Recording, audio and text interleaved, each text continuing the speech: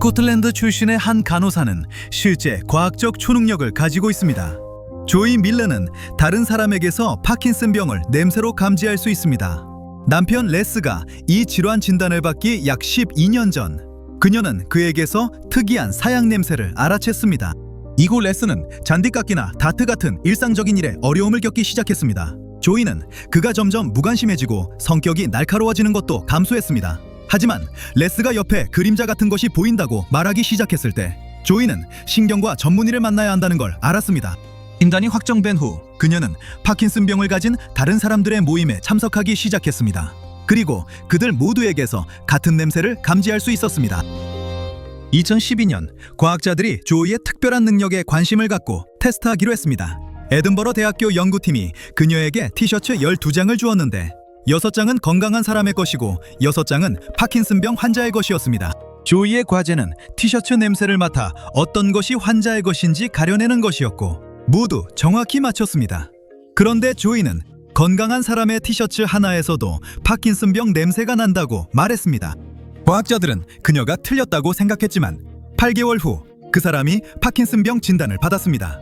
이는 조이가 의사들보다 먼저 질병을 감지할 수 있다는 뜻이었습니다. 그녀는 유전성 후각 과민증이라는 특성을 타고났는데 이는 다른 누구도 감지하지 못하는 미세한 냄새 변화를 알아챌 수 있다는 뜻입니다. 밀런 씨는 이 능력을 할머니에게서 물려받았다고 생각합니다. 어린 시절 할머니는 조이가 이 능력을 발전시켜 장미의 각 부분 냄새를 구별하도록 훈련했습니다. 그녀는 꽃잎향, 잎사귀향, 암술과 수술의 향을 각각 구별할 수 있었습니다. 동시에 할머니는 이 초능력을 비밀로 하라고 했기에 남편조차 아무것도 몰랐습니다. 남편이 그녀의 초감각적 후각을 처음 알아챈 건 스칸디나비아 극북지방을 여행했을 때 그녀가 툰드라에서 크림 냄새가 난다고 말한 것이었습니다. 밀런 씨는 이 능력 때문에 일상이 힘들다고 합니다. 세정제나 향수 냄새가 너무 강렬하게 느껴지기 때문입니다. 공공장소에서 파킨슨병 냄새를 맡을 수 있지만 의료 윤리학자들은 모르는 사람에게 병이 있다고 알리지 말 것을 강력히 권고합니다. 과학자들이 조이의 능력에 관심을 가졌을 때 처음에는 냄새가 겨드랑이에 집중된 줄 알았지만 실제로는 목선 부위였습니다. 조이가 이 질환을 감지할 수 있는 건 피부가 분비하는 유성물질인 피지 덕분이었습니다.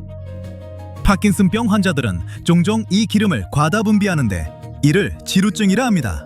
과학자들은 조이가 감지하는 냄새가 피지 성분의 미세한 변화, 특히 특정 화학물질의 변화에서 비롯된다는 것을 발견했습니다. 파킨슨병 환자의 피지 냄새가 다른 이유 중 하나는 피부의 미세한 미생물이 기름의 생성 과정을 변화시키기 때문일 수 있습니다. 또 다른 이유는 과다한 기름이 특정 냄새 물질을 피부에 더 오래 가두기 때문일 수 있습니다.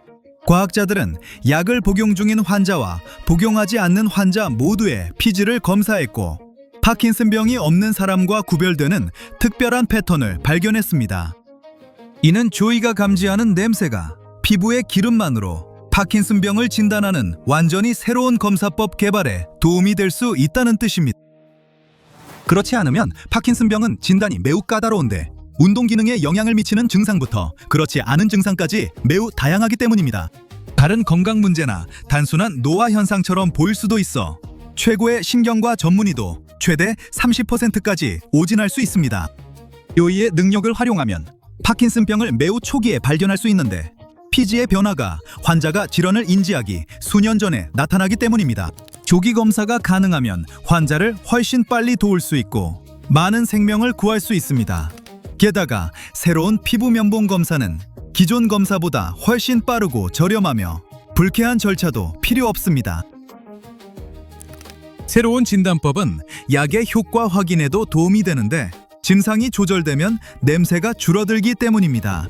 앞으로 과학자들은 같은 원리를 바탕으로 다른 심각한 질환에 대한 새로운 검사법도 개발하려 합니다. 이렇게 조이의 초감각적 후각 능력이 의학을 영원히 바꿀 수 있을 것입니다. 데니얼 키시는 또 다른 초능력을 가진 사람입니다. 어린 나이에 시력을 잃은 그는 귀로 보는 법을 스스로 훈련했습니다. 그는 입으로 딸깍 소리를 내고 그 소리가 물체에 부딪혀 돌아오면 주의 깊게 듣습니다. 메아리가 물체의 위치를 알려주는데 마치 박쥐가 어둠 속에서 길을 찾는 것과 같습니다. 데니얼은 6개 대학교의 과학자들과 함께 이 놀라운 능력을 연구했습니다. 그는 말합니다. 우리는 눈의 작동 원리에 대해 많이 알지만 인간의 반향 정의에 대한 이해는 아직 매우 부족합니다. 과학자들은 데니얼과 다른 2명의 반향 정의 사용자로부터 수천 개의 딸깍 소리를 녹음했습니다. 이 소리가 약 60도 각도로 앞쪽에 원뿔형으로 퍼진다는 것을 발견했는데 마치 소리로 만든 손전등과 같습니다. 가장 선명한 정보는 바로 정면에 있는 것에서 옵니다.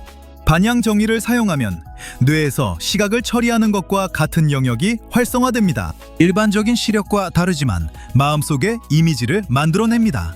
세상이 흐릿한 3차원으로 나타나며 형태, 크기, 질감, 심지어 물체의 밀도까지 구별할 수 있습니다. 이제 과학자들이 반향 정의의 원리를 더 잘 이해하게 되면서 시각장애인들이 딸깍 소리를 최대한 효과적으로 활용하도록 도울 수 있게 되었습니다. 때로 뇌 손상 후에 후천적 서번트라 불리는 새로운 재능이 나타나기도 합니다. 매우 드문 현상이지만 발생하면 갑자기 수학에 뛰어나거나 도시 전체를 아주 세밀하게 기억만으로 그려낼 수 있게 됩니다. 유명한 사례로 올랜도 세렐이 있습니다. 1979년 그는 학교에서 야구를 하고 있었습니다.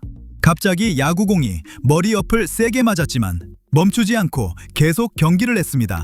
그 후 1년 동안 몇 시간씩 지속되는 심한 두통에 시달렸습니다. 그러다 1980년에 월요일이 몇 번인지 같은 복잡한 달력 문제를 즉시 풀 수 있다는 걸 깨달았습니다. 또한 매일 자신에게 일어난 모든 일을 기억할 수 있었습니다. 서번트의 놀라운 재능을 부러워할 수 있지만 그들의 뇌는 다른 사람과 매우 다르게 작동합니다. 대부분의 사람이 무시하는 세밀한 부분에 집중하기 때문에 수학이나 그림 같은 특정 분야에 뛰어난 것입니다. 하지만 이 때문에 학교 시험은 매우 어렵습니다. 시험은 보통 크고 일반적인 질문을 하는데 서번트는 훨씬 집중적이고 세부적인 방식으로 사고하기 때문입니다.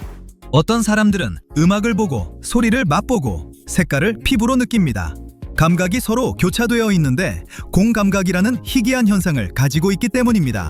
흔한 유형 중 하나는 요일마다 특정 색깔이 보이거나 무언가가 지나가는 것을 볼 때 쉿 하는 소리가 들리는 것입니다. 엘리자베스 살서는 시각, 청각, 미각이 모두 연결된 매우 희귀한 공감각을 가지고 있습니다.